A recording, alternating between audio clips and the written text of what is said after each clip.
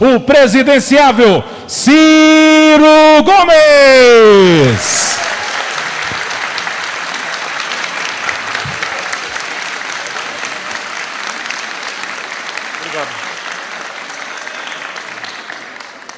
Com a permissão do prefeito, eu vou tirar a máscara aqui para falar. Então, bom dia a todas e a todos. É uma emoção para mim sempre muito especial. Eu ando pelo mundo, né?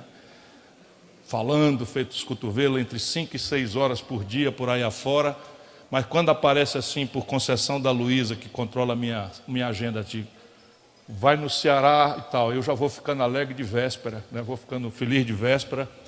E acreditem, é muito agradável voltar ao Ceará, rever o meu povo, carregar a bateria, recuperar a razão moral superior pela qual eu sigo com muita esperança, acreditando com muita fé no povo brasileiro. Muito obrigado a todos e a todas, a cada um e a cada uma de vocês, por me passar essa energia.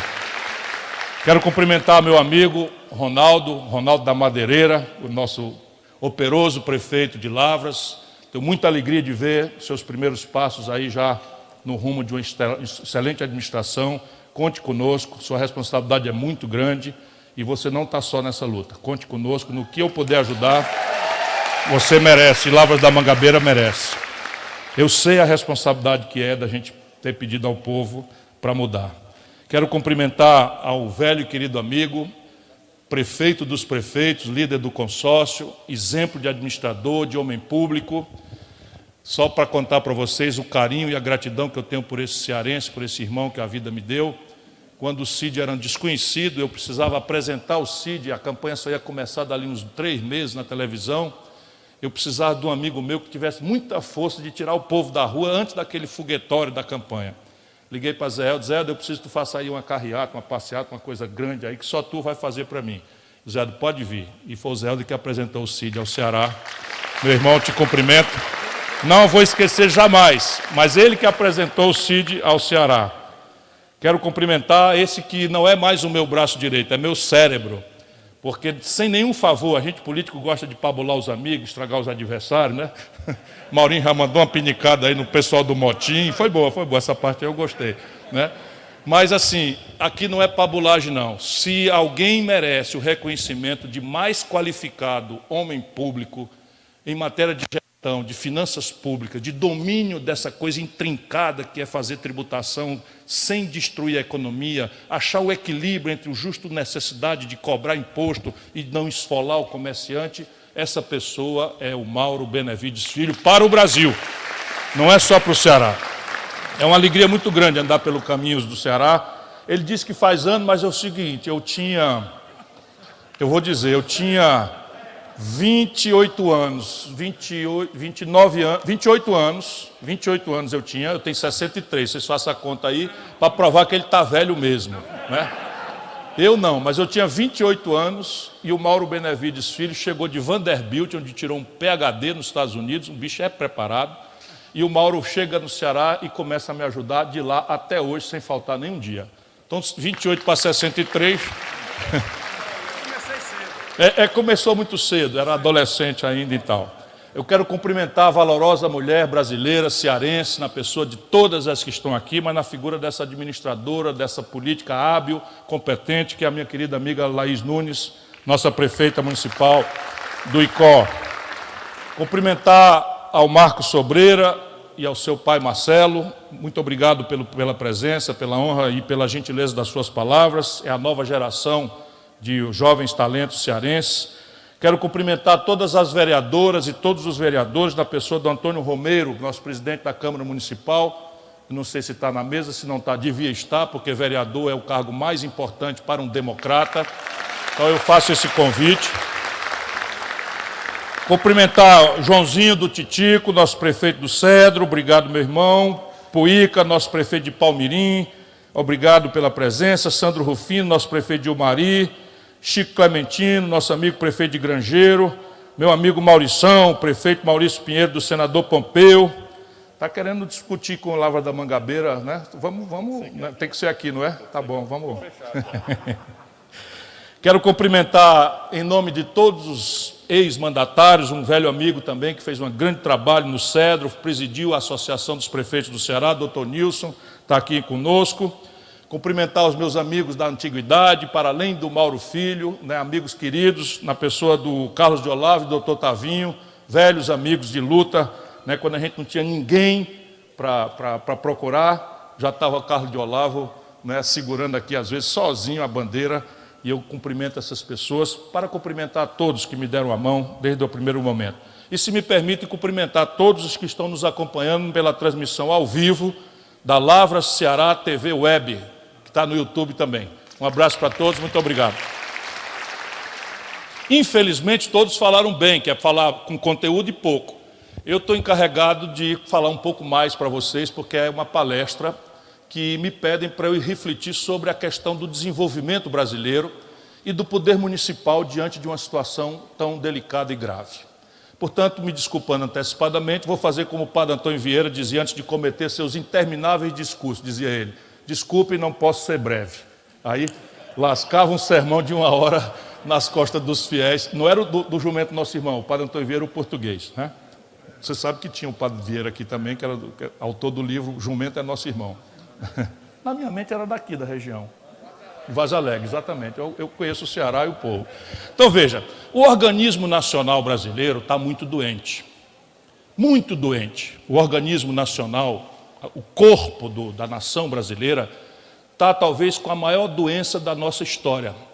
E quem explica isso são os sintomas, como um médico que vai examinar o paciente. Os sintomas exteriores todo mundo pode ver. Todo mundo pode ver. Eu vou resumir aqui algumas coisas só para a gente tratar dos remédios e das cirurgias necessárias. Mas é preciso conhecer a doença, conhecer os sintomas da doença, porque às vezes uma dor de barriga é só gases, às vezes é um câncer perigoso, às vezes é uma infecção que trata com remédio, com injeção, às vezes é uma infecção que tem que tratar com cirurgia. Portanto, só os sintomas não adianta, mas vamos ver os sintomas para a gente pensar juntos sobre essa doença que hoje acomete a nação brasileira, o corpo nacional brasileiro. 15 milhões é, em números redondos, a quantidade de brasileiros abertamente desempregados. Essa é a maior quantidade de desemprego aberto da história do Brasil. 6 milhões de brasileiros o IBGE separa dos desempregados para chamar de desalentados. São pessoas que desistiram de procurar emprego, de tanto se decepcionar, de ouvir não tem vaga, não tem vaga, não tem vaga.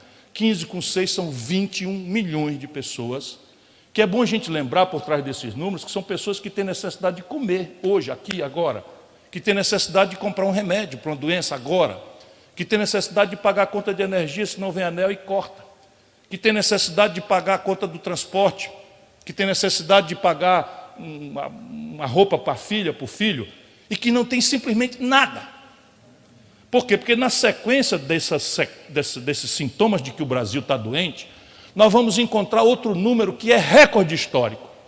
40 de cada 100 pessoas habilitadas para o trabalho no Brasil estão hoje empurradas para a mais severa informalidade, para a precarização do trabalho de toda a história econômica brasileira. Alguém até está se virando no aplicativo, consegue ganhar ali dois salários mínimos, enfim, trabalhando 14, 16, 18 horas por dia. Mas quando a gente olha, isto é um sintoma grave de decadência econômica. Por quê? Porque a informalidade não garante ao trabalhador e à trabalhadora o mínimo de segurança, nem sequer o salário mínimo. Que, a propósito, para dar mais um sintoma da doença grave, a mais grave da história, tem hoje o pior poder de compra em matéria do custo de vida dos últimos 16 anos. 40% da força de trabalho na informalidade sem direito a nada.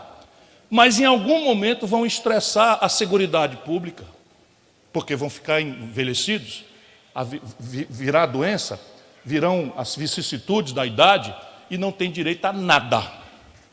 Vão ficar daqui a pouco, por isso que a gente tem que pensar, não é só no dia a dia de hoje. 40% de informalidade. Quando nós vamos olhar a consequência disso na renda do povo, nós temos a maior depressão da renda do povo de toda a história econômica brasileira. A proporção da renda na riqueza do país está se deprimindo todo dia. Porque quando você superoferta mão de obra, o preço da mão de obra, que é o salário, e a renda, cai. é que nem arroz ou feijão. Se tiver muita oferta, quando tem a safra, o preço cai. Assim, se a gente tem uma super oferta de mão de obra, o preço da mão de obra, que é o salário e a renda, despenca, está despencando. Consequência prática, hoje, irmãos, irmãs, 63 milhões e 700 mil brasileiros, Maurição, estão humilhados com o nome sujo no SPC. Nunca houve nada parecido. Nunca houve nada parecido. Alguém podia dizer, não, mas você só fala do lado da pobreza e a questão da economia. Não, vamos falar. 6 milhões de empresas estão no Serasa, que é o SPC das empresas. 6 milhões de empresas. Nós estamos falando aí de 3 a 5 empregos por empresa. Nós estamos falando que tem 30 milhões de brasileiros numa condição em que a pequena empresa, a média empresa, a microempresa estão na antessala de quebrar, porque o Serasa é o SPC das empresas, tem 6 milhões de empresas nessa condição no Brasil.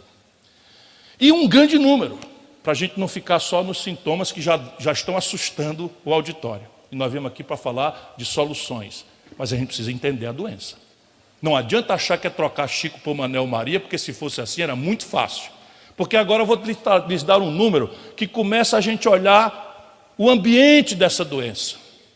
Então repare bem, o Brasil, entre 2010 e 2020, pela primeira vez em 120 anos, o Brasil parou de crescer completamente. A média de crescimento econômico de 2010 a 2020 foi 0. Pela primeira vez em 120 anos. Quando uma economia não cresce e 2 milhões de bebês nascem por ano, o bocado para comer é o mesmo, e em 10 anos você tem quase 40 milhões de pessoas a mais para disputar esse bocado para comer. Se a distribuição fosse justa, e é a pior concentração de renda do mundo e está piorando, a coisa já seria muito difícil. A distribuição, entretanto, não é justa. 10 anos sem crescer nada. Bom, acho que chega. Dá para reparar e concordar, eu quero crer, se quem não tiver uma pedra no lugar do coração, que o corpo nacional brasileiro está doente. Não é razoável que o presidente da República vá ao plenário das Nações Unidas e faça um discurso como foi feito ontem. Sabe, eu queria muito ir morar nesse país que ele anunciou ontem, mas é completamente alienado. O Brasil é destino de investimento, meus irmãos, vou dizer outras doenças. A fuga de investidores estrangeiros do Brasil é a maior da história. E a consequência disso é que quando eles tiram o dinheiro, eles pegam e transformam o dinheiro em dólar. E tiram o dólar daqui. Quando escasseia uma coisa, quando sobra feijão, o preço cai. Quando escasseia, quando fica escasso, difícil um produto, pode ser o dólar, o preço desse produto sobe. Por isso o real é a moeda que mais se desvalorizou no mundo nesses últimos 3 anos. E todo mundo está sentindo isso na pele, para não parecer que é discurso tecnocrático, porque a gente não sabe, porque a gente não compra dólar, mas todos os preços do nosso custo de vida hoje, mais cedo ou mais tarde, acompanham o galope do dólar. Por quê? Porque o Brasil destruiu a sua indústria e tudo que nós usamos hoje, mais cedo ou mais tarde, é pago em dólar. Sabe esse microfone que eu estou falando? Sabe a fibra ótica que o Maurinho anunciou? Sabe os remédios que o prefeito paga? Sabe o celular que todo mundo carrega? Sabe a microeletrônica? Sabe o meio de diagnóstico médico das policlínicas? Tudo vem do estrangeiro. Sabe um carro que a gente dirige, que diz assim, foi fabricado em São Paulo. Conversa, 80% do valor de um carro fabricado em São Paulo vem do estrangeiro. 83% dos remédios, a porcaria de um Tilenol, vem do estrangeiro. A vacina que nós estamos tomando, a máscara que nós estamos usando, tudo importado. KN95, vem da China. Paga com tostão brasileiro. E tudo que a gente compra do estrangeiro paga com dólar. Se o dólar se valoriza, fica tudo mais caro. Não é não motorista de aplicativo. Não é não motorista de caminhão. Olha o que está acontecendo com o óleo diesel. Olha o que está acontecendo com a gasolina.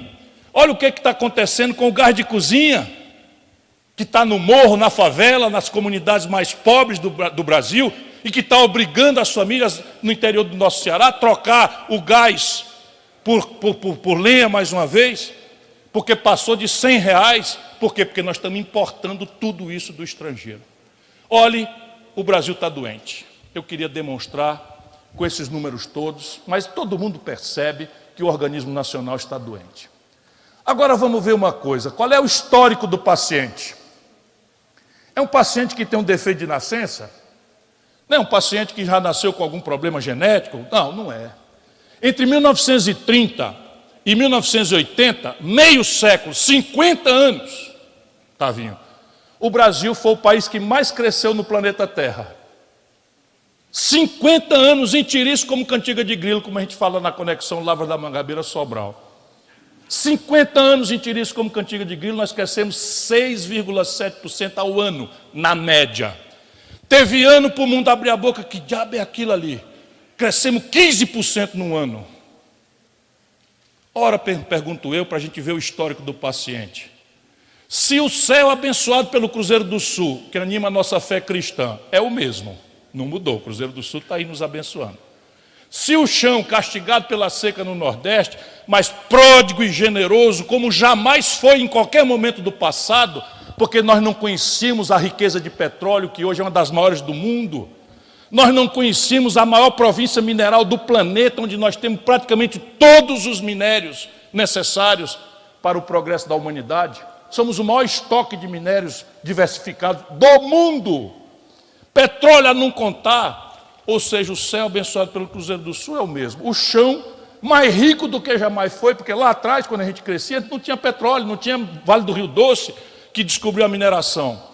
E se o nosso povo, na época que nós crescemos, 50 anos, era um povo que não tinha tido oportunidade de nada, e hoje é um povo muito mais qualificado, muito mais letrado, muito mais esperto, muito mais ligado nas coisas da modernidade, da televisão, todo mundo tem uma parabólicazinha. O que está acontecendo? Não foi o histórico do paciente? Isso é o que nós precisamos entender. Isso é o que eu ando tentando falar ao povo brasileiro, pedindo a Deus que ilumine a minha palavra. O problema, irmãos e irmãs de Lavras e do todo o Ceará, o problema é o modelo econômico. Não é um problema de trocar Chico, Maria ou Manuel por Antônio, José ou Rita. Se fosse assim, eu vou repetir o que eu já disse, era muito fácil.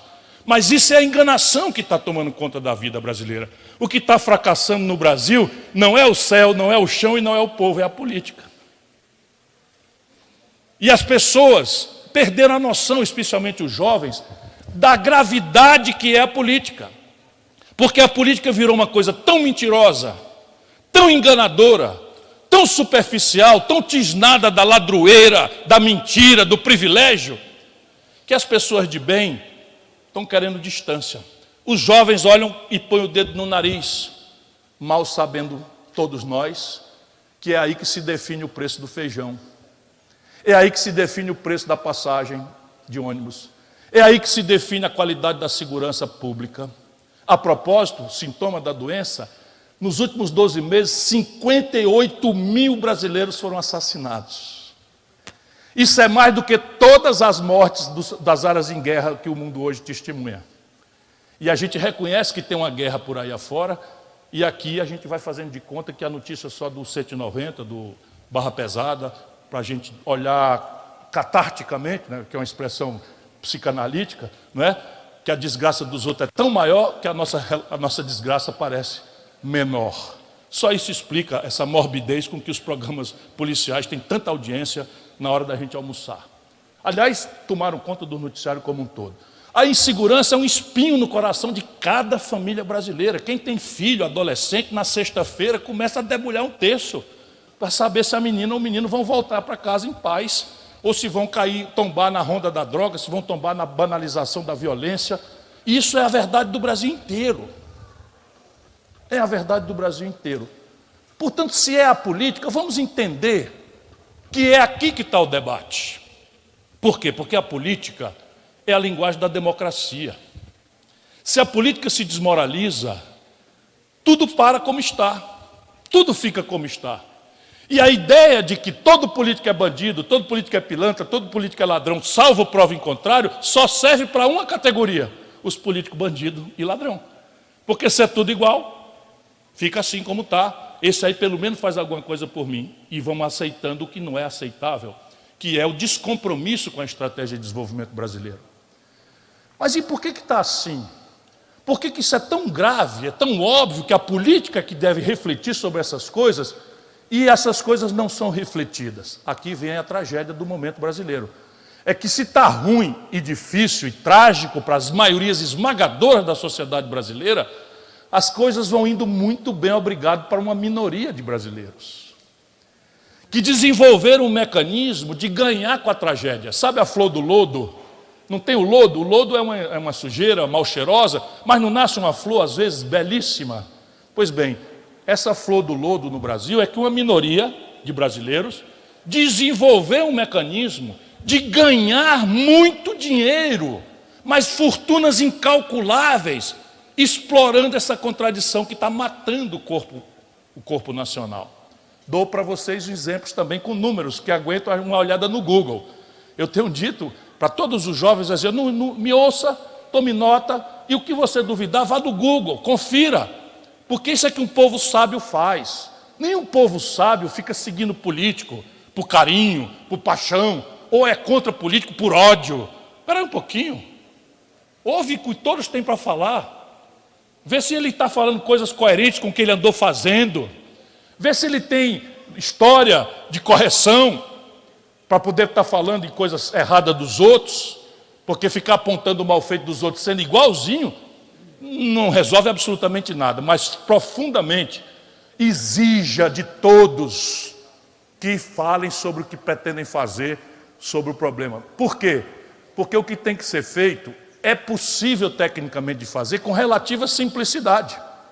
Vou dizer a vocês aqui uma coisa muito perigosa para quem está se preparando, se for a vontade de Deus e do meu povo, para servir essa grande nação como presidente. Eu não estou aqui hoje como candidato, mas para fazer uma palestra, mas eu estou dizendo que o que tem que se fazer é relativamente simples. Para quem tem a equipe que eu tenho, Mauro Benevides Filho à frente, é relativamente simples. E por que os outros não fazem? Aqui está o nó.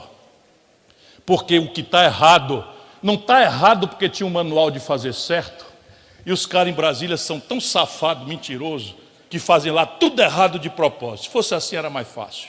Não é. É que o Brasil tem uma fração da sua sociedade ultrapoderosa que ganha muito com esta doença generalizada do nosso corpo nacional. Número: 5 brasileiros. Aqui vocês vão precisar ir no Google porque fica difícil de acreditar. 5 pessoas, os dedos de uma mão, hoje acumulam a renda, a riqueza, que possuem os 100 milhões de brasileiros mais pobres e de classe média no Brasil. Ouviram o que eu disse? 5 pessoas. Francisco, Manel, Maria, Chico e Raimundo. 5 pessoas acumulam a pior concentração de renda de todas as economias organizadas do planeta Terra. Porque o que eles têm de fortuna equivale ao que os 100 milhões de brasileiros mais pobres e de classe média têm para sobreviver e se virar. Estão ganhando com a miséria. Mas isso aqui é só uma demonstração, vamos dizer, sintomática de outras e gravíssimas expressões disso. O lucro dos bancos no mundo, os mesmos bancos que têm base aqui, é 4, 5, 6, 7, olhe lá, 8% ao ano sobre o patrimônio. No Brasil é 20%, 30% sobre o patrimônio. Aí, meu irmão, o dinheiro não brinca. Se chegou uma montanha de dinheiro acolá, é porque uma montanha de dinheiro saiu de algum lugar. E isso é o que é o sistema econômico brasileiro. O governo brasileiro está montado, o Estado Nacional brasileiro está montado há 30 anos como um grande mecanismo de transferir renda do mundo do trabalho, do mundo da produção, para meia dúzia de especuladores da agiotagem oficial garantida pelo governo. Faz 26 anos que a taxa de juros no Brasil, na ponta, é mais alta do que o lucro médio dos negócios. E aí não vou falar economês. Vamos juntos pensar aqui. Se o banco paga de juro mais alto do que o lucro médio da economia real, do comércio, da indústria, da agricultura, como é que eu vou produzir, pelo amor de Deus? Porque das duas, uma. Ou eu tenho a grana e vou decidir que botando na renda fixa e botando o dedo embaixo do sovaco, eu ganho mais do que botando uma padaria, abrindo uma roça ou fazendo uma construção, ou eu não tenho dinheiro, que é a esmagadora média do empreendedor brasileiro. Como é que eu vou tomar dinheiro emprestado do banco para botar num negócio cujo lucro é menor amanhã do que o juro que eu vou ter que pagar para o banco. Por isso que nós temos essa década perdida. Mas ela não é só uma década. Aquele país que crescia 6,7% ao ano entre 1930 e 1980, despencou para 2,6% em média, e aqui vem a questão da política, entre 1980 e 2010. Se você cresce só 2,5% na média, e nasce 2 milhões de bebês por ano, a riqueza por cabeça para de crescer. Porque aumenta a quantidade de boca e o bocado para comer é o mesmo ou não cresce na proporção do outro. E agora fomos para zero. E esse é o cenário que nós estamos hoje. Ou o Brasil entende isso, ou nós vamos para o vinagre. Porque uma nação não fecha, ela não faz como uma loja que quebra, bota uma placa na porta, quebramos que apartamos as bandas, não é? E os credores vão caçar macaco onde der. Uma nação não faz assim. Uma nação ela vai quebrando, com a sua moeda se desvaloriza, não já está acontecendo. O mundo não acredita mais em você, não investe mais. A Ford tinha 54 anos no Brasil, foi embora. A Sony tinha 48 anos no Brasil, foi embora. E estão indo para a Argentina. E no Brasil, simplesmente a taxa de investimento zerou. Se nós estivermos de acordo com isso, com esse diagnóstico, nós podemos agora falar do que é que nós precisamos fazer. Algumas coisas são utópicas, são remédios. Outras coisas são indicação cirúrgica. Nós precisamos fazer algumas reformas estruturais, cirúrgicas, que vão ferir interesses muito concretos. Senão, se você olhar um candidato ou um político debatendo milagre, sem causa, acredita, é um mentiroso ou um despreparado. Percebe? Porque milagre sem causa ficou para os santos.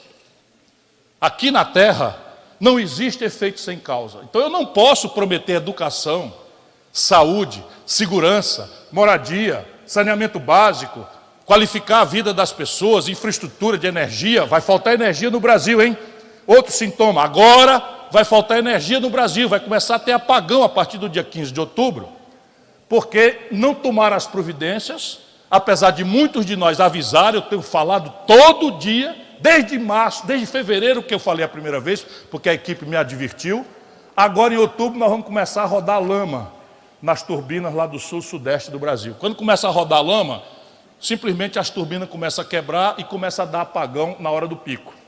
Vai começar esse outubro para novembro, e lá se vem mais rebordosa de inflação e mais decadência econômica, porque é o caos completo o que está acontecendo em matéria de desgoverno, de imprudência do Brasil com relação aos seus problemas estruturais.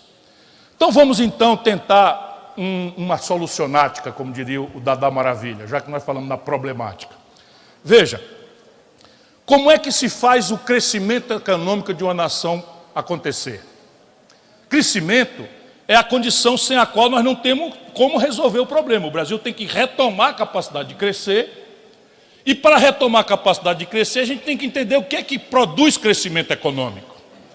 E aí você tem algumas coisas que são de curto prazo e outras de médio e de longo prazo. Vamos começar pelas de curto prazo. Como é que uma atividade econômica como a brasileira cresce? 60% da energia que puxa o crescimento econômico é o consumo das famílias. De novo, ninguém precisa ter um doutorado do Dr. Mauro Filho, qualificadíssimo como ele é, para a gente entender isso. É simples, se as famílias consomem mais, o comércio vende mais, contrata mais gente e encomenda mais da indústria. Se a indústria recebe mais encomenda, pelo consumo das famílias que aumentou, ela contrata mais gente para produzir mais e contrata mais matéria-prima. E aí a traquitana da economia começa a girar. Consumo das famílias. O consumo das famílias, providência de curto prazo, é uma consequência de emprego, renda e crédito. Emprego e renda vem depois que a economia cresce. O único lugar onde a gente pode e tem que fazer uma política pública é na questão do crédito popular. E aí não tem mistério nenhum. Está tudo estudado com detalhes, e os bancos ganham tanto dinheiro com essa nova escravidão, que é submeter 63 milhões e 700 mil famílias brasileiras à humilhação do SPC, que eles tratam de desmoralizar a solução. E aqui está o desafio político. É simples de fazer. Como? eu pego o Banco do Brasil e a Caixa Econômica e coloco para ajudar as famílias a reestruturar suas dívidas. Quando a gente vai para um leilão do Serasa, quem duvidar que é simples de fazer, olhe no Google. No leilão do Serasa, o cidadão avulso consegue 90% de desconto. Não é porque eles são bonzinhos, não. É porque o crédito está micado. E é melhor receber 10% do que nada. Mas esses 90% que eles abrem mão é fumaça que a exploração do consumidor desprotegido do Brasil produziu com juro sobre juro, multa, correção monetária, taxa de permanência, de maneira que o cidadão sai do crediário que tirou R$500, ficou devendo R$500 para comprar um micro-ondas, deu conta de pagar 2 prestações das 16 que picou, no terceiro mês não deu conta de um filho adoeceu, teve que comprar remédio, não pagou, e aí aquela dívida de R$500 que o cabo já tinha pago 3 prestações, vira R$1.700. Por juros, sobre juros, correção monetária, etc. Se o governo entrar nisso, você consegue descontar 90%. Sabe quanto é que fica a dívida média? Nós estudamos tudo isso. Fica em R$1.400, irmão. R$1.400 é a dívida média de 63.700.000 pessoas. Eu pego o Banco do Brasil e a Caixa Econômica, tiro do cartel dos bancos e financio esse saldo em 30 meses, mediante um curso de educação financeira, para o cara aprender o que é juro composto, aprender, né, a não ser enganado mais, como está acontecendo pelo Brasil lá fora. Simples de fazer, e o efeito estratégico disso é que você acaba com a lucratividade criminosa de um setor bancário, por isso que vão lutar loucamente para desmoralizar a proposta, mas eu devolvo gradualmente milhões de brasileiros para o fluxo do consumo das famílias, aí ativando as coisas. Mas nós precisamos fazer outra coisa. Como? O Brasil tem 24 mil obras paradas. Nós retomamos a Transnordestina aqui, a guerra, e a gente lutando em cima, eu mesmo presidi, e está retomada a obra, nós não vamos deixar a peteca cair. Mas como a Transnordestina, 24 mil obras paradas, Laís, no Brasil. Qual é a característica dessas obras? Já foram licitadas, já passou a burocracia, já foram licenciadas, do ponto de vista ambiental, que é um Deus nos acuda, às vezes, fazer isso acontecer no Brasil, e estão paradas por falta de dinheiro, falta de gestão, algum pepino no Tribunal de Contas. Uma força-tarefa pode retomar parte importante dessas obras, ainda no primeiro momento de qualquer governo que saiba onde está pisando. E o dinheiro para isso eu vou refletir logo mais na sequência dessa palavra. Essa é a primeira providência. A segunda providência é restaurar a capacidade de investimento das empresas. E aí, de novo, vejam a queda e o coice. Fica o Bolsonaro e esse Paulo Guedes mentindo para o povo brasileiro. Mas por que a empresa privada hoje tem a menor taxa de investimento histórica no Brasil? Por uma razão simples de entender. Faz mais ou menos 10 anos, os mesmos 10 anos, que a capacidade instalada da indústria brasileira está operando com 80%, 70%, 75%. É assim, ó, nós temos capacidade de produzir 1.000 geladeiras e faz 10 anos que as fábricas de geladeiras só conseguem vender 700. Resultado, as 300 geladeiras que nós deixamos de comprar, de vender, produziram a estagnação, estão produzindo a decadência das máquinas, porque ninguém investe, a produtividade está caindo dramaticamente, são assuntos laterais que a gente tem que refletir, mas o fato é que é muito simples, ninguém precisa ser economista. Quem é que vai investir num país para abrir uma fábrica de geladeira, se as fábricas que estão aí têm capacidade de produzir 1.000 e faz 10 anos que só vende 700? Quem é o doido que vai abrir uma nova fábrica de geladeira? Compreende o que eu estou dizendo? Faz 10 anos que nós temos capacidade instalada entre 25% e 30% na indústria brasileira. Retomada de capacidade instalada vem depois que a economia aquece. E a economia não vai aquecer se a gente não entender que o estrangulamento empresarial da dívida precisa de uma solução. Por quê? Porque se fosse uma empresa, 10 empresas, 200 empresas, tá bom. Foi mal administrado, deu passo além da perna, vai quebrar, o mercado é cruel. Não, nós estamos falando de 6 milhões. É um problema de juro sobre juro que o governo brasileiro impõe a maior do que a rentabilidade média do negócio há 30 anos, 26 anos para ser bem exato. Portanto, nós precisamos consertar essa equação.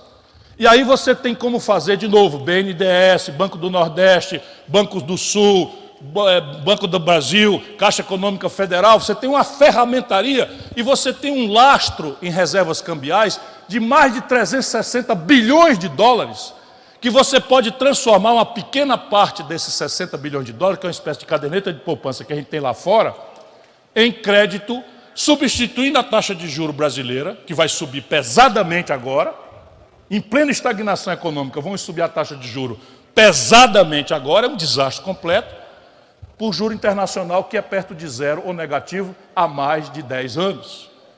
Compreende? Eu não quero ser chato, eu quero apenas mostrar para vocês um encadeamento pensado de coisas estratégicas. O terceiro grande vetor para ativar a economia é restaurar a capacidade de investimento do governo federal. Olha, companheirada, meus conterrâneos, irmãos e irmãs cearenses. O Brasil, há 30 anos atrás, investia entre 180 e 200 bilhões de reais por ano, atualizado o valor. Sabe quanto é o investimento previsto pelo doutor do orçamento lá em Brasília para esse ano? 19 bilhões.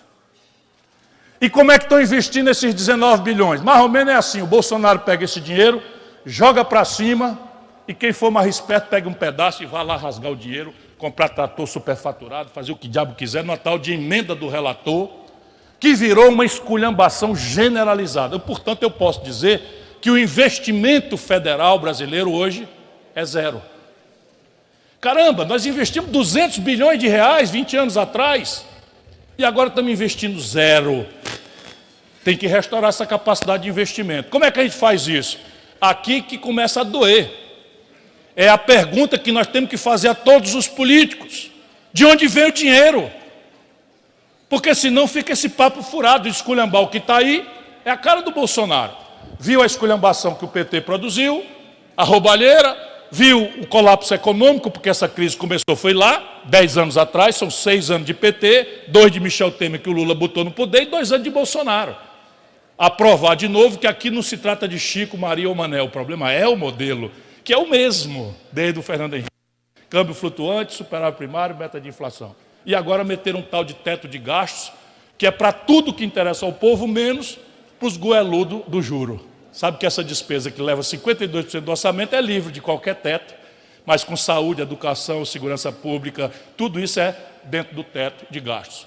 Então, meter uma trempe que é para produzir aquilo que eu falei para vocês, uma máquina de transferência de dinheiro do mundo do trabalho e do mundo da produção, da economia real, do comércio, da indústria, da agricultura, do serviço, para os abastados do rentismo, os goeludos da agiotagem oficial. Só que eles são os donos da mídia. Eles são os caras que financiam as campanhas políticas. Eles são os donos da bola. Quando a gente começa a querer jogar o jogo diferente, a gente não vou mais não, pega a bola, bota debaixo do braço e vai para casa.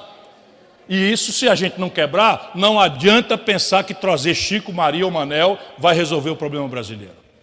E aqui está o norte com o qual eu vou concluindo a minha reflexão de hoje, não sem passar um pouco na questão dos prefeitos, das administrações municipais, o que fazer enquanto a gente conserta essa tragédia nacional.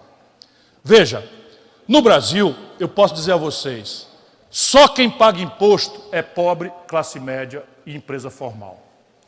Só quem paga imposto no Brasil, porque nós montamos um sistema de impostos que é coerente com essa grande canalice em que se transformou o Estado Nacional Brasileiro como um mecanismo de transferência de renda do povo, da produção, para meia dúzia de apaniguados do rentismo. É assim, uma diarista em Fortaleza, quando pega o celular para falar com a patroa, paga 40% de imposto no pré-pago dela e nem sequer tem direito a saber o que está fazendo. Quando o cidadão de Lavras entra em casa desfolado de cansado ou decepcionado de ter corrido a rua atrás do emprego e não consegue, e liga a luz, ou acende a luz ou liga a televisão, quase 40% de imposto está na conta de energia, sem ele sequer ter direito de saber. Quando um classe média alta ganha 8 mil, 6 mil, 5 mil reais de salário, morre com 27,5% de imposto de renda na fonte, não tem nem conversa de planejamento tributário, nem papo furado. No Brasil, um cidadão que mete 32 bilhões de reais de lucros e dividendos da Petrobras recém-distribuídos, sabe quanto paga de imposto de renda? Nem um puto. O cidadão que corre de madrugada aqui no Iguatu, no Juazeiro, com um caixote de aplicativo nas costas para ganhar um carrete de R$3, R$5, paga 4% de imposto de PVA no valor da motozinha dele. E se não tiver em dia, vem o Detran, captura a moto e de vez em quando tem um leilão para ver a gente humilhação na negada vendendo moto, tomada do povo, que paga 4% numa moto. O dono de um jatinho, o dono de uma lancha, de um iate, de um helicóptero, sabe quanto é que paga de IPVA? Nenhum puto. Tá direito. Porra, pera um pouquinho. Tá direito eu cobrar 4% do dono do Volkswagen 1968, que é uma joia, e eu não cobrar do jatinho do João Dória, comprado com subsídio do BNDES? Tá direito? É uma pergunta simples. Aí vou mostrando para vocês onde é que está o dinheiro. Mas cada grupo desse é importante, poderoso. Eles jamais vão dizer, o Ciro está com a ideia errada. Não. Porque eles vão dizer, o Ciro é bocão. O Ciro é temperamental, porque não dá para dizer que eu sou ladrão, não dá para dizer que eu sou incompetente. Vão dizer, é bocão. Eu sou bocão mesmo. Mas olha onde é que eu sou bocão. Estou contando a história. Deixa eu dar outro dado para vocês. Sabe o IPTU? Está cobrando direitinho aqui em Laura? Sabe o IPTU? Pois bem, o IPTU de um mês da cidade de São Paulo arrecada quase o mesmo tanto que o Brasil cobra de imposto territorial rural dessa imensa fazenda do agronegócio do planeta Terra chamada Brasil. Não estou falando do nosso pedacinho de semiárido aqui que não paga nem para criar um bode. Não estou falando disso. Eu estou falando dos latifúndios gigantescos, vocacionados para exportação, que estão faturando em dólar. A gente besta não contar de riqueza, é uma Califórnia que tem por aí. Não estou falando também que tem que cobrar imposto alto, não, mas qual é a explicação para um cidadão que tem um apartamentinho de 90, de 100 metros quadrados, pagar o IPTU mais caro do que o cabo que tem 20 mil hectares de terra, no Maranhão, em Goiás, no Mato Grosso? Qual é a explicação? Sabe os Estados Unidos, que eles adoram dizer que é o lugar mais legal do mundo e tal, as grandes heranças, esqueça a classe média, que está pagando mais do que devia, muito mais, tem que baixar o imposto na classe média. Mas as fortunas acima de 20 milhões de reais são 58 mil no Brasil. Olha para vocês verem o tamanho do poder dessa gente. Nós somos 210 milhões de habitantes. 58 mil pessoas têm patrimônio acima de 20 milhões de reais no Brasil. Sabe quanto é o imposto sobre as grandes heranças desse povo nos Estados Unidos? A menor alíquota é 29%. Na Europa chega a 40%. Sabe quanto é no Brasil? 4%. Aqui é 8%, porque é o teto que o Senado deu. E a gente não cobra isso de classe média, de pobre, nem coisa nenhuma. E não é que imposto seja uma coisa agradável, não. A gente tem que fazer isso para diminuir os impostos que incidem na diarista que paga 40% no celular, que incide no cidadão de 200 quilowatts por mês na conta, pagar 35%, 40% de imposto, para poder você falar do imposto na gasolina, como Bolsonaro dolarizou os preços da gasolina e fica botando a culpa no ICMS, que é o mesmo há 30 anos. O que mudou é que eles dolarizaram o preço da gasolina no Brasil e estão fechando as refinarias do Brasil, importando do estrangeiro, tudo na base do toco, rapaziada. Por isso que eu tenho coragem, sabe, de propor ao Brasil. Mas, se tecnicamente, como eu queria demonstrar, a doença tem cura, politicamente é o desafio, porque a doença está beneficiando aquela minoria poderosa. E eles vão agir, e nós precisamos compor isso como? Informando, esclarecendo, organizando, fazendo uma relação com a inteligência do povo, saindo da mistificação grosseira de Chico contra Manel Maria, paixões infantis despolitizadas, ódios agressivos que estão repartindo a nação brasileira, famílias se dissolvendo, brigando na internet. Nós não vamos para canto nenhum se a gente não interromper isso e fazer da política um debate de ideias, em que a gente discute com os diferentes, respeitando o ponto de vista do outro, mas cada um obrigado a refletir sobre a doença e sobre a terapêutica da doença, para que a gente possa votar não no Chico, ou na Maria, ou no José, mas votar nas ideias. Se a gente votar nas ideias, a reeleição não é de uma pessoa, é de um aparato de ideias. Aí a gente ganha parada contra a minoria poderosa. Enquanto isso, Enquanto isso, o que pode fazer um bom prefeito, caprichoso prefeito ou prefeita? É preciso que a gente mude completamente, inverta completamente as prioridades tradicionais. É muito justo que um prefeito em ambiente tradicional queira ser reconhecido pelos seus eleitores, pela sua comunidade, como um realizador de obras, como um realizador de providências, etc. Isto continua sendo importante e verdadeiro, mas neste período, 2022 vai agudizar muito a crise brasileira, muito, porque não temos mais a pandemia, não temos mais o orçamento artificial que foi criado para enfrentar a pandemia, o socorro emergencial acaba agora, o salário mínimo não será reajustado nem sequer pela inflação, que vai galopar, a inflação continuará pressionada para cima, o custo de vida continuará tenso. Portanto, a vida do nosso povo, aqueles 15 mais 6, 21 milhões de desempregados ou desalentados, os 40% empurrados para a informalidade vão estar passando o momento mais delicado, mais frágil, mais vulnerável de toda a história moderna do Brasil. Por isso, nós precisamos inverter por agora as prioridades. É preciso ir ao alcance para cuidar do nosso povo, proteger o nosso povo e dar tratos à bola de políticas públicas que saiam da mesmice, onde é normal. Por exemplo, uma mesmice normal, Lavras cuida de Lavras, não é? Vaza Alegre cuida de Vaza Alegre, isso é absolutamente normal. Agora não. Agora é preciso juntar Lavras, Vaza Alegre, Palmirim, todo mundo, para pegar junto, que o pote vai pesar muito mais do que já foi pesado. É o que vocês estão fazendo aqui exemplarmente. O Ceará é campeão já no Brasil de consórcios. Mas é preciso, para além do destino final dos resíduos sólidos, no meu tempo do Maurinho a gente chamava de lixo. Agora é resíduos sólidos. Eu não sei bem por que razão que mudaram o nome, mas fica mais bonito, né? Resíduos sólidos, que a gente chamava de lixo, é muito bom, porque não tem sentido cada um fazer um aterro e tal. Sobral já fez, é um aterro só para a região todinha, e Sobral, que é a cidade que tem mais capacidade, paga um pouco mais, enfim, vai fazendo. Mas é preciso tentar fazer a mesma coisa para além das policlínicas, que é um exemplo que o Brasil inteiro está imitando. Os municípios se associaram com o Estado e agora nós temos exame especializado, consulta com especialista. Só o Ceará tem essa rede de policlínicas. É um ativo que a gente não pode deixar correr risco por essas demagogias que infernizam a política ciclicamente e que vão acontecer também no nosso Ceará. Felizmente o nosso povo tem revelado uma maturidade, perdão, muito acima da média brasileira. Mas por aí afora as coisas não estão como aqui não, viu? Tem muito estado aí, 23 estados estão atrasando funcionário. Às vezes a gente aqui faz 30 anos que ninguém ouve falar em atraso de conta, parece que é bocado comido. Mas bote um cabo desmantelado aí, sem vivência, que nunca administrou uma bodega, para ver se não bota a perder ligeiro. É 6 meses para esculhambar, mas é muito ligeiro mesmo, né? Especialmente para quem é ligado à facção criminosa, milícia, que mais, Maria? Motim, que mais? Bota aí, Maria. Haverá hora, deixa que eu volto aqui para contar a história para o povo, haverá hora. Por agora, o que é necessário é isso, é fazer, por exemplo, um esforço para a geração de renda, com os recursos poucos que sejam locais.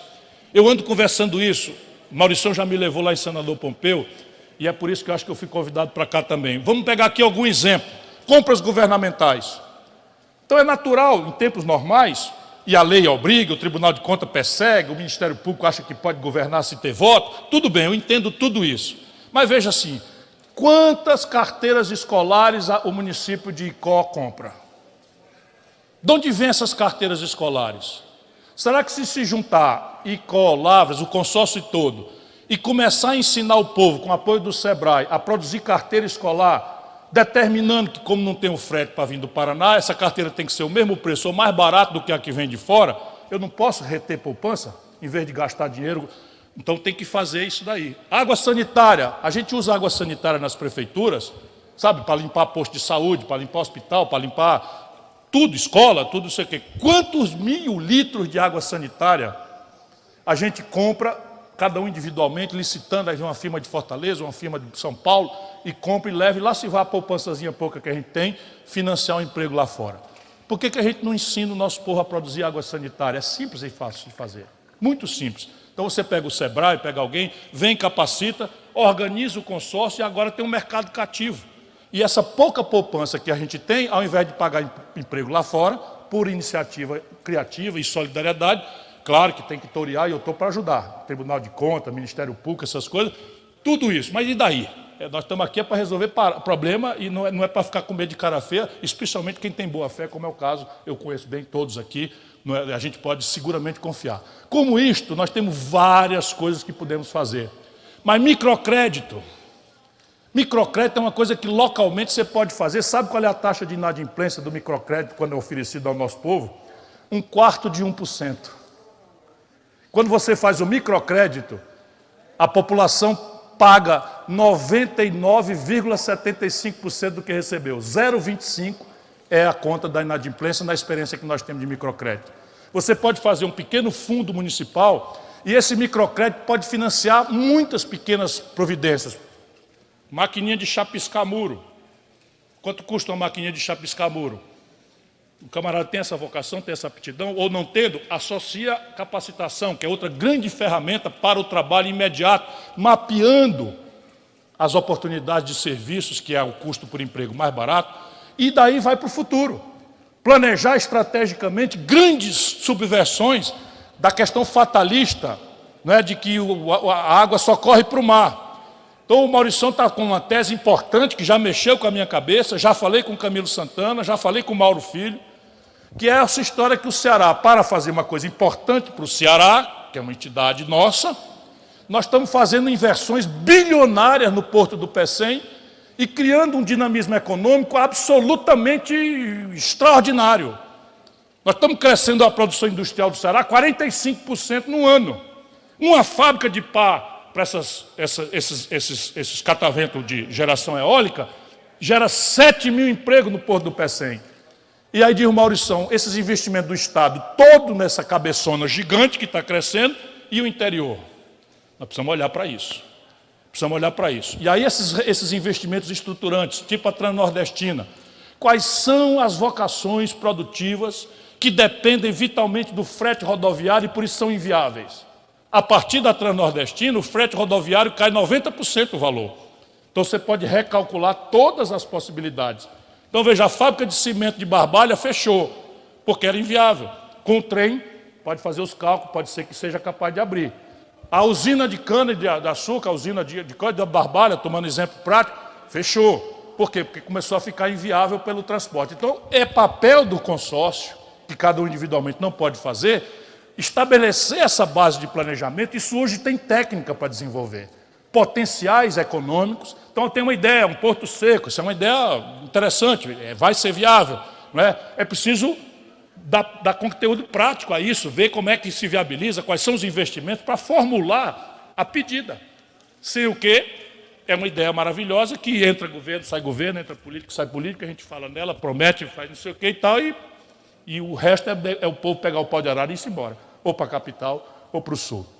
Bom, o que eu queria demonstrar, eu quero crer, consegui. O corpo está doente, mas a solução é perfeitamente praticável, desde que nós devolvamos à política o sentido moral superior dela, que não é uma disputa estéril pelo poder, assentada no ódio e na paixão despolitizadas. É preciso discutir um projeto, quer dizer, um diagnóstico, um plano, quer dizer, objetivos, o que é que nós somos, o que é que nós queremos ser, quanto custa, de onde vai vir esse dinheiro para prevenir o conflito político da repartição dessa conta, enfrentando os poderosos que têm a pior concentração de renda do mundo, e isso só se faz em ambiente democrático.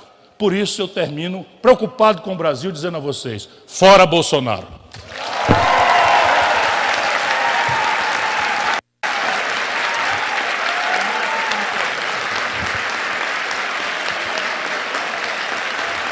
Portanto, as palavras do Ciro Gomes, um dos políticos mais capacitados desse país, que muito nos honrou com sua presença aqui, a convite do consórcio de resíduos sólidos.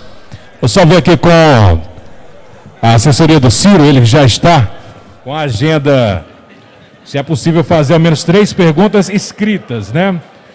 3 perguntas escritas, é o que é possível. Só confirmar? É possível, sim. O presidente está disponível. Pronto, para ser mais rápido, e a pergunta tem que ser muito objetiva, 1 minuto no máximo, Vou convidar 3 pessoas que queiram fazer perguntas para fazer aqui do microfone mesmo. Somente 3. Eu quero só aproveitar e mandar um abraço que eu não fiz na minha saudação e que está aqui conosco, o deputado estadual Marcos Sobreira, que veio prestigiar. Leve, Marcos, cadê seu pai, Marcelo, que também é um companheiro que eu tenho, mas leve ao presidente Evandro Leitão a importância que ele tem para esse projeto que hoje está se consolidando no estado do Ceará. Um abraço, viu? Portanto, rapidinho, 3 pessoas queiram fazer alguma pergunta para o Ciro Gomes. 1 minuto na pergunta aqui na tribuna. Aqui, o primeiro. Seu nome, por favor. 1 minuto, por gentileza. Bom dia a todos. Eu sou Vitor, ex-professor universitário. E assim, eu pesquiso bastante sobre a economia. E minha pergunta é bastante breve. Ciro Gomes, qual seria a sua solução para a política dos combustíveis no Brasil? Pergunta perfeita. Eu estou dizendo para vocês que o tecido nacional está doente. Olha aqui a pergunta que ele brilhantemente faz e que tem a ver com o preço de tudo, porque o preço do óleo diesel mexe no frete, que mexe no preço de tudo, porque tudo é carregado para cá e para lá, ou de avião, ou de trem, ou de caminhão. Pois bem, o que está acontecendo com a política de preço da Petrobras? Até o governo Michel Temer, a Petrobras formava o preço de 1 litro de gasolina, de um botijão de gás, assim.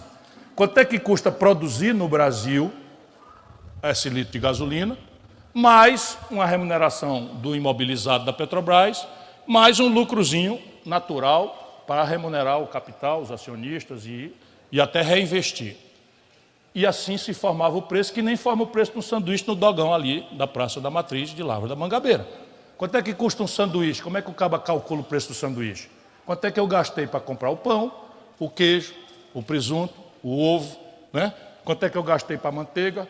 Quanto é que eu gastei do gás? Faça a conta do custo, bota um lucrozinho que é o leite das crianças, o preço é esse. Pois bem, a Petrobras politicamente, olha a política, decidiu a partir de uma madrugada que agora o preço da Petrobras não é mais assim, custo mais rentabilidade. Vai ser assim, a Petrobras tira um barril de petróleo em real, no pré-sal brasileiro, por $10. Bota não sei quanto de imposto em cima e tal, isso vamos estourar, bota $20.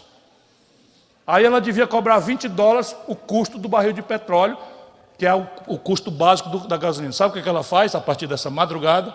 Não é mais assim. Esquece quanto custou produzir e olha para Roterdã, que é uma cidade-porto na Holanda, onde o mercado especulativo de petróleo acontece. Então lá é que se decide, em Roterdã, no mercado futuro. Então o cara diz assim, o petróleo vai subir, vai baixar, eu boto 50, eu boto 70. Aí os americanos matam um general iraniano, fato real. Os americanos matam um general iraniano, quem tiver dúvida vá no Google. E aí o petróleo é a commodity que mais especula com relação às coisas do mundo. Então matou um general iraniano, cria ali uma tensão, vai ter uma guerra, vai ter uma convulsão, a Rússia vai se envolver defendendo o Irã, a China vai entrar, finalmente vai começar, o petróleo, bumba, $120 o barril. Aí a Petrobras, ao invés de pegar os $20 que ela custou para produzir e cobrar do brasileiro, pega o preço de Roterdã, que eles chamam de preço de oportunidade, que ela teria se ao invés de vender aqui, vendesse em Roterdã o petróleo. Aí mete no lombo do brasileiro $120. E o 100 de diferença vira o quê? Lucro. E esse lucro é para quê? Para abater a dívida da Petrobras? Natural, uma empresa super endividada, se tem um lucro muito grande, qualquer administrador minimamente competente abate a dívida para melhorar a saúde financeira da empresa, o balanço dela. O que é que eles estão fazendo? Meu irmão, distribui rapidinho, ligeirinho, como lucros e dividendos, 3.572% de aumento no lucro da Petrobras, comparado pelo mesmo período do ano passado, distribuído para 2.000 acionistas minoritários. Quem? Os bancos. De novo. Então um cara como eu está dizendo o seguinte, na hora que eu assumir, na madrugada, o Conselho de Administração da Petrobras, controlado pelo governo, não tem que fazer lei, não tem depende de Congresso, coisa nenhuma. Vai dizer, a política de preço da Petrobras vai ser custo Petrobras mais rentabilidade. E a diferença, eu vou diminuir o preço? Não, não pode diminuir o preço abruptamente, eu vou capturar como imposto para financiar a educação. Muito bem, palma muita, mas só eu estou falando isso. Só eu estou falando isso. Por quê? Porque os 3.000 acionistas minoritários, poderosos donos da mídia, vão dizer que eu sou bocão, que eu sou não sei o quê, que eu sou destrambelhado, e estão atrás de uma terceira via. Ora, terceira via, como assim, cara pálida? O que é que eles querem? Tirar o Bolsonaro para botar a mesma política com um cara que não seja tão boçal e criminoso como o Bolsonaro. Ou seja, mudar tudo para não mudar nada, como faz 30 anos que está acontecendo no Brasil. Vamos arrochar, vamos arrochar. Eu expliquei a queda. Eu expliquei a queda, que é o preço de oportunidade especulativo que não guarda coerência com o custo da Petrobras, que explode o lucro. Isso é a queda. Agora tem o coice. O Brasil tem autossuficiência em petróleo, ou seja, a gente consome 2 milhões de barris por dia e estamos produzindo 2 milhões e 200 mil barris por dia. Está sobrando 100 mil barris por dia. Porém, o petróleo não é igual. O petróleo tem vários tipos. E esse tipo de petróleo que descobrimos no pré-sal, que é uma quantidade imensa, é um tipo de petróleo pesado, que as refinarias tradicionais da Petrobras não sabem processar, as máquinas não são as mesmas. E aí, por isso, a Petrobras planejou, você já deve ter ouvido falar, uma refinaria prêmio no Maranhão, uma refinaria prêmio no Ceará, com terreno comprado, licença ambiental feita, o Estado botou quase 70 milhões de reais, e a Petrobras quebrou o contrato e suspendeu os investimentos para fazer o quê? Importar em dólar os derivados de petróleo que a gente sabe perfeitamente produzir no Brasil. Achou tão bom que as refinarias que nós temos estão 30% paradas, enferrujando, e eles estão aumentando pesadamente a importação de derivados de petróleo do estrangeiro. Resultado, tudo que a gente compra do estrangeiro paga em dólar. Quando o Bolsonaro tomou posse, você precisava de R$ 3,70 para comprar $1 de gasolina. Agora precisa de R$ 5,30 para comprar o mesmo dólar de gasolina. Resultado, está aí a explicação por que a gasolina e o gás de cozinha estão subindo, porque eles dolarizaram os preços dos combustíveis, porque estão criminosamente importando do estrangeiro, gerando emprego lá fora, quando a gente podia fazer aqui, verticalizar o maior complexo de petróleo e gás e bioenergia do mundo, e que é o projeto que eu tenho para o Brasil. Para a segunda pergunta. O Maurinho está me lembrando aqui o seguinte, eu falei para você, sabe quanto foi esse lucrinho no trimestre da Petrobras? Que eu falei 3.572% maior, foi 32 bilhões com B de bola e 600 milhões de reais. Entregaram tudinho sem pagar nenhum centavo de imposto.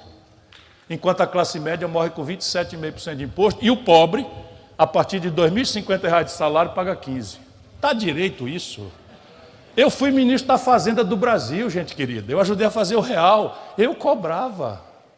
Eu, Ciro Gomes, ministro da Fazenda do Brasil, do Itamar Franco, cobrava imposto de renda da pessoa física nos lucros e dividendos que o mundo inteiro cobra.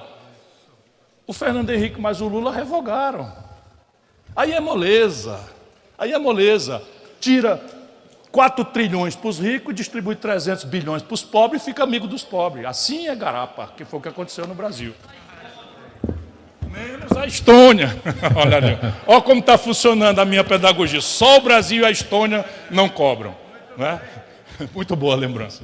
Para a segunda pergunta, o Ciro Gomes, por gentileza, seja breve. Bom dia a todos. Bom dia a todos. Bom dia, Ciro Gomes. Quero dizer que meu nome é Gilderlan, eu sou da cidade de Cajazeiras. Quero dizer que sou um grande admirador seu. Desde que eu tirei o título de eleitor, eu voto e acompanho e também faço muita propaganda sua. Hoje, nós estamos vivendo a maior crise hídrica dos últimos 90 anos, né? Inclusive, tendo sido criada a bandeira da crise, da escassez hídrica, né? E eu queria saber, a energia, por exemplo, a energia fotovoltaica é responsável por 2,1% da matriz energética. A energia eólica, pouco mais de 10% da matriz energética. Eu queria saber, Ciro, qual seria a solução, se não seria, por exemplo, a criação de novos parques eólicos ou novos parques fotovoltaicos, se a solução passaria por esse caminho. Obrigado. Muito obrigado, meu irmão. E como velho professor, a gente sempre reconhece no bom aluno que quando ele faz uma pergunta, é tão inteligente a pergunta que já traz a semente da resposta. Então a sua pergunta já traz a semente da resposta. O Brasil tem hoje algo ao redor de 58% de toda a energia que nós consumimos de base hidráulica.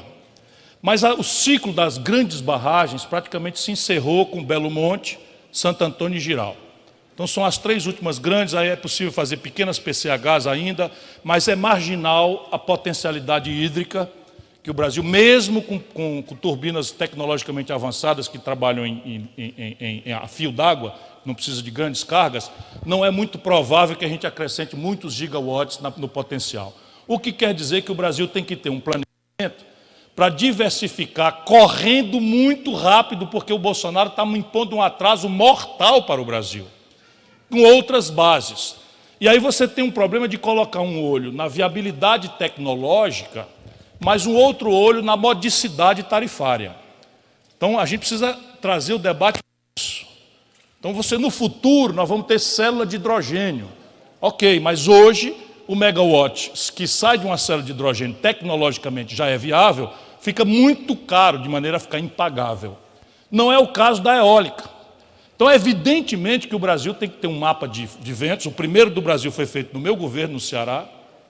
E o Ceará hoje já é redundante. Nós temos capacidade instalada eólica já no Ceará, capaz de abastecer 100% da nossa necessidade. Porém, é preciso que a gente diga para o povo, ela é uma energia sazonal. A gente já sabe, aqui a gente sabe, o tempo do Aracati, o vento parou, o inverno vai chegar. Pois bem, o vento varia com a estação. E as tecnologias não são capazes ainda daquilo que a Dilma falou, de estocar vento, significa estocar energia, né? Não, ela ouviu o galo cantar porque está se desenvolvendo a tecnologia que é você fazer uma espécie de grande bateria em que você gera energia, estoca, aí as pessoas falam estoca o vento, é estocar energia para usar essa bateria, esse ainda não está viabilizado. Portanto, essa redundância não é suficiente, porque tem a estação de vento, ok, mas ela tem a estação de baixa nos ventos, aí ela não funciona. O que quer dizer que a solar, especialmente para o Nordeste do Brasil, onde nós temos 320 dias de insolação por ano, a tua Paraíba e o nosso Ceará sabe bastante bem o que eu estou falando, e aí o céu é o limite. Qual é o grande problema hoje? É que nós estamos fazendo isso nas pressas, sem planejamento, e estamos importando, gente querida, da China, tudo. A célula fotovoltaica, a base dela é silício. Silício é areia. Sabe a areia, esse carrasco que a gente tem na Caatinga aqui? É isso. Aí nós exportamos o silício bruto para a China agrega valor e nós estamos comprando deles por 1000 vezes o preço da porcaria que a gente vende para eles processado, como estamos fazendo com o minério de ferro. Nós precisamos desenvolver um complexo industrial da energia renovável no Brasil, para a gente não só ganhar energia, mas ganhar a verticalização industrial, coisa que nós estamos procurando fazer. O Ceará já produz as pás da eólica, mas perdemos o coração mais rico, que é a turbina. Então, o coração mais rico, que são as megaturbinas, estão vindo tudo de fora. Nós estamos fazendo o poste e a pá, que é a parte mais pobre. Nós precisamos por quê? Porque não tem política industrial de comércio exterior no governo brasileiro. Mas, no futuro, ainda teremos que desenvolver energia nuclear. Por isso, o submarino de propulsão nuclear da Marinha, que está andando a passo de carga no manco e cego, é fundamental, porque é uma aplicação militar que imediatamente se presta ao reforçamento, especialmente em áreas do interior, onde não tem base hidráulica, não tem, eventualmente, ventos compatíveis, e a insolação talvez não seja viável por alguma outra razão, você vai ter que ter usina nuclear. Mas isso tem que obedecer a um plano, que não tem. Sabe qual é o plano do Bolsonaro? Vender a Eletrobras, que é o cérebro operacional do sistema elétrico brasileiro. Só por cima do meu cadáver. Se vender, eu tomo de volta. Para fazer a terceira pergunta ao Ciro Gomes, mais uma pergunta, por favor, seu nome e a pergunta. Boa tarde para todos aqui. Meu nome é Daniel, sou daqui da região do Várzea Alegre mesmo, da zona rural. E minha pergunta foge um pouco dessa área de economia e desenvolvimento. É mais uma questão de saber como o senhor planeja contornar essa base bolsonarista que continua cegamente seguindo ele de forma estúpida e frente à fragmentação dessa centro-esquerda que... Olha, essa é uma pergunta que eu tenho parado para pensar muito nela. Por enquanto, eu acho que nós temos que ter muita paciência e muita humildade. Por quê? Aqui no Ceará, por exemplo, o Bolsonaro não tinha ido nem para o segundo turno. Eu ganhei a eleição e o Haddad tirou o segundo lugar. O Bolsonaro foi terceiro lugar. Portanto, aqui tem um bolsonarista querendo ganhar o governo, vamos ver se ele consegue pela mão do nosso povo. Vamos ver. Mas acredito que o Ceará não vai dar esse passo grave para trás, entregar ao Bolsonaro o governo do Estado. Mas, no Brasil, 70%, meus irmãos, é preciso que a gente tenha humildade e paciência. 70% do eleitorado de São Paulo, do Rio de Janeiro, de Minas Gerais, do sul do Brasil, Rio Grande do Sul, Paraná e Santa Catarina, do centro-oeste do Brasil e do norte do Brasil, em números redondos, 70% do nosso povo, nossos irmãos, patriotas, irmãos nossos, votaram no Bolsonaro. É preciso que a gente tenha humildade para entender isso. Não existiria o Bolsonaro se não fosse a profunda decepção que o nosso povo teve com a debacle econômica e com o escândalo de corrupção que levado ao centro do poder. Eu cansei de denunciar que o Lula não estava tendo devido processo legal, portanto eu tenho moral para dizer, quem quiser vai no Google, né? Eu cansei de denunciar as falcatruas do Moro, cansei de dizer que ele estava estimando. Porém, daí a dizer que a corrupção não foi levada ao centro do modelo de poder do Brasil, insulta a dignidade das pessoas. Percebe? Porque o Gedel Vieira Lima foi pilhado com 51 milhões dentro de mala, imagem essa que correu o mundo. O Gedel foi nomeado ministro da Integração Nacional pelo Lula no lugar que eu estava. E eu disse, Lula, tu vai botar esse bandido no ministério para tomar conta do projeto de São Francisco? Ah, sabe como é, o PMDB e tal. Pronto, botou. A Dilma nomeou este pilantra para vice-presidente da Caixa Econômica. Só numa propina no Porto Maravilha foram 21 milhões de reais. E sabiam, porque eu denunciei publicamente. O Lula entregou Furnas para o Eduardo Cunha. Vocês lembram quem é o Eduardo Cunha, que era presidente da Câmara, que liderou o impeachment da Dilma? Pois bem, o Cid era ministro da Educação.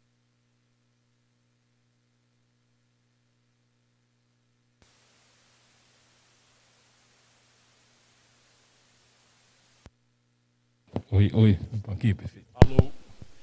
O Cid era ministro da Educação da Dilma, denunciou as falcatruas, a Dilma se agarrou com o Eduardo Cunha, entregaram Furnas, que é a maior estrutura hidrelétrica do Brasil, e o Eduardo Cunha encheu a mão de dinheiro, e nós vimos os escândalos todos. O Palocci era o braço direito fundador do PT. O Lula entregou a economia, olha, a delação premiada do Palocci vem acompanhada de um cheque, gente boa. O Palocci devolveu 100 milhões de reais, dizendo, está aqui o dinheiro que eu roubei. Roubei com o acordo do Lula. Está lá a declaração toda premiada dele. Isso tudo vem na campanha.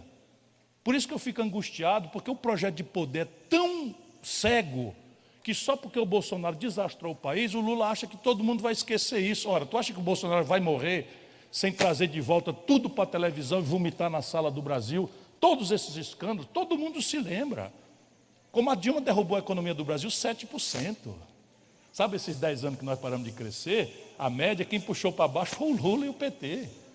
Por quê? Porque estimulou o consumo, todo mundo ficou feliz, manipulando a taxa de câmbio, o crédito subiu de 15% para 55% do PIB, e quando veio depois a ressaca, a Dilma não sabia o que fazer, quebrou o país. Todo mundo vai se lembrar o dia que começou a tortura da perda do emprego, da empresa falida, do nome no SPC, todo mundo vai lembrar.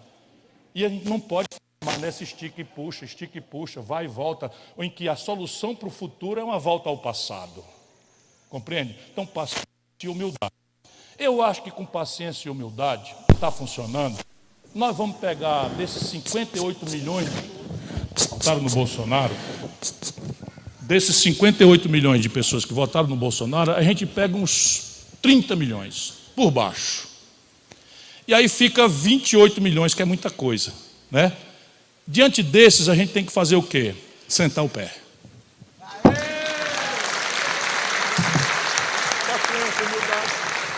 Oi. Portanto, senhoras e senhores, para fazer as duas últimas perguntas, avançada a hora, creio, nem as baterias dos microfones estão mais aguentando, mas eu vou aproveitar e chamar duas pessoas para fazer conjuntamente essas perguntas, por gentileza, para a gente encerrar. Bom dia, ainda é bom dia, né? É bom dia. Primeiro eu quero dizer, Ciro, que sou sua profunda admiradora. Na nossa casa a gente costuma dizer assim, se Ciro tivesse aqui, ele saberia responder. Diante disso, eu queria lhe fazer uma pergunta sobre a saúde mental. A Lei 10.216, que trata da reforma psiquiátrica, e diante do número crescente de usuários dentro da rede do CAPS, que são serviços substitutivos, eu estou atualmente como coordenadora do CAPS, e posso lhe dizer que o número, 4 anos atrás, nós abrimos 600 prontuários 4 anos, 600 prontuários. De janeiro a agosto, já foram abertos 350 novos prontuários. Então, eu trago um alerta para a população que está sofrendo. Sofrendo, não tem como a PPI não cobre, porque o número de usuários usando medicação psicotrópica aumentou, isso é visível. Então, o meu apelo ao meu futuro presidente, em nome de Jesus, é esse. O que você pode fazer para a nossa saúde mental, que está gritando socorro? O corpo nacional brasileiro está doente. Eu cansei vocês aqui com alguns números, mas vou dar outros que acabamos de ouvir. A quantidade de suicídios entre os jovens brasileiros é recorde histórico no Brasil. E a questão da saúde mental colapsada também está extrapolando. Vocês viram, em 4 anos, 600 pacientes. Em 6 meses, 1 ano, menos de 1 ano, 300 pacientes. E, evidentemente, que o que a gente pode dizer é o seguinte: não há saúde mental no universo em que, para o jovem, é a carga diária de dizer, olha, você é um perdedor, você é um fracassado. Por quê? Porque ser feliz é consumir. E você não tem renda, nem sua família terá jamais renda para consumir esse bom, bonito e barato, maravilhoso que entra na cabeça da gente por tudo quanto buraco tem. Compre, compre, compre o bom, bonito e barato, o tablet, o celular, o tênis, a camiseta. Isso está destruindo a psicologia da nossa comunidade. É preciso devolver ao país a confiança no futuro. Consertar um plano em que cada brasileiro se sinta, sabe, representado. Ali está o meu objetivo, o prazo para isso é isso, a minha colaboração é essa, a minha crítica é essa, enfim. E a saúde mental, modernamente, na questão urbana, tomou uma centralidade que o planejamento brasileiro está longe de ver. Nós não temos planejamento para nada. Imagina para a questão da saúde mental. Para mim, conte comigo com absoluta centralidade com essa preocupação. Novamente, para encerrar, eu peço desculpa a todos que queriam fazer perguntas a Ciro Gomes. Vamos para a última pergunta, por gentileza. Boa tarde a todos. Boa tarde. Meu nome é Vidal Teixeira, eu sou de Umari, atualmente resido no Cedro. E a pergunta que eu queria fazer é... Primeiro, parabenizar a Coragem, Ciro, porque a gente sabe que quando você assumir, que a gente sabe que você vai ganhar, com certeza, vai pegar um cenário de terra arrasada, né? Porque quem está aí está dilapidando o país de todas as formas possíveis e imagináveis. E o que eu queria perguntar e pedir é o que poderia ser feito para melhorar a vida dos estudantes que, como eu, dependem de fiéis, e a gente sabe a situação do fiéis no país, que é uma insegurança muito grande. Né? E o que você podia fazer para melhorar a vida da gente? E fora Bolsonaro. Isso. Veja, 63.700.000 são os brasileiros que estão humilhados com o nome do SPC. Desses 63.700.000, 1 milhão são pessoas, estudantes, que caíram no conto do fiéis e que estão começando a vida com uma dívida média de 60 a 70 mil reais, que eles não têm a menor condição de pagar. Nenhuma condição. Enquanto isso, para vocês verem os limites das políticas brasileiras. Os limites. O FIES pegou 43 bilhões de reais dos cofres públicos, que podiam ter financiado novas universidades públicas, gratuitas, e passou para o bolso dos empresários de educação privada. Na constância do governo Lula, se criou o maior conglomerado de educação privada do mundo. O maior conglomerado do mundo de educação privada não é na Alemanha nem nos Estados Unidos, é no Brasil, criada com dinheiro público. Bilhões de reais do FIES, em que você entrega o dinheiro para o bolso do empresário e passa a ser dele, e deixa no caminho um estudante endividado, num ambiente em que o desemprego aberto entre os jovens, eu falei de 15% de desemprego aberto no Brasil, entre os jovens o desemprego é de 28%. Então, evidentemente, nós temos que fazer o quê? Temos que reestruturar essa dívida do FIES. É proposta formal minha já. Uma parte eu quero reestruturar pura e simplesmente, a outra parte, voluntariamente, nós estamos estudando a possibilidade dos estudantes endividados pagarem parte dessa dívida, ou todo, com serviços comunitários. Estou pensando nisso.